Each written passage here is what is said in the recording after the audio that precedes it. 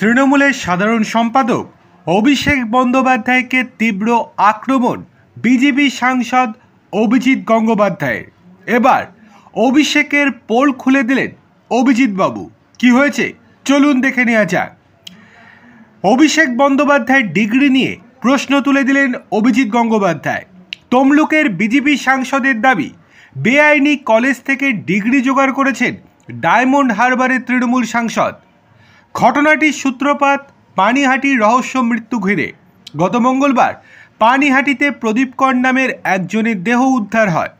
তৃণমূল এবং মৃতের পরিবারের দাবি, ভোটাধিকার হারানোর ভয়ে তিনি আত্মঘাতী হয়েছেন। বুধবার পানিহাটি গিয়ে অভিষেক বলেন, এসআইআর এনআরসি আতঙ্কে আত্মহত্যা করেছেন 57 বছর বয়সী প্রদীপ কর।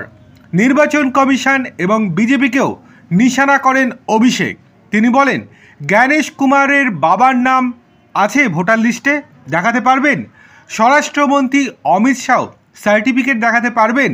শিক্ষামন্ত্রী অর্থমন্ত্রী দেখাতে পারবেন বাবা ঠাকুরদার জন্মের সার্টিফিকেট?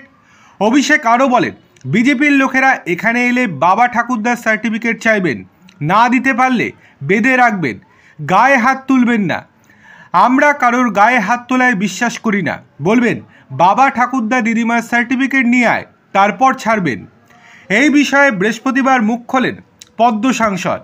অভিষেক বন্দ্যোপাধ্যায় সম্পর্কে তমলুকের বিজেপি সাংসদ অভিজিৎ গঙ্গোপাধ্যায় স্যার বলেন, ছাগল একটা, লেখাপড়া জানে না, বেআইনি কলেজ থেকে পাশ করেছে, বোকার মতো কথা বলে।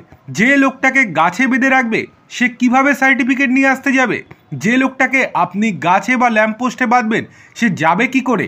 একই সঙ্গে তিনি আরও বলেন, উনি যে ডিগ্রির কথা বলে থাকেন সেই ডিগ্রি একটা বেআইনি কলেজ থেকে জোগাড় করেছেন। সুপ্রিম কোর্ট সেই কলেজটিকে বেআইনি ঘোষণা করে দিয়েছে। উনি যখন ডিগ্রি পেয়েছেন তখন কলেজটি বেআইনি ছিল। সব তথ্য প্রমাণ দেখাতে পারবো। উনি একটা চোর, জোচ্চোর। উইকিপিডিয়ার তথ্য অনুসারে দিল্লির Indian institute of planning and management থেকে MBA করেন অভিষেক বন্দ্যোপাধ্যায়।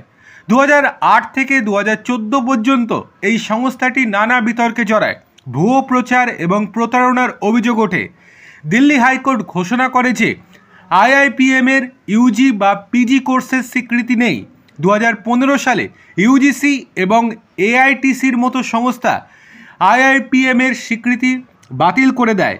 প্রতারণার অভিযোগে 2020 সালে সংস্থার কর্তা অরিন্দম চৌধুরীকে গ্রেপ্তারও করা হয়।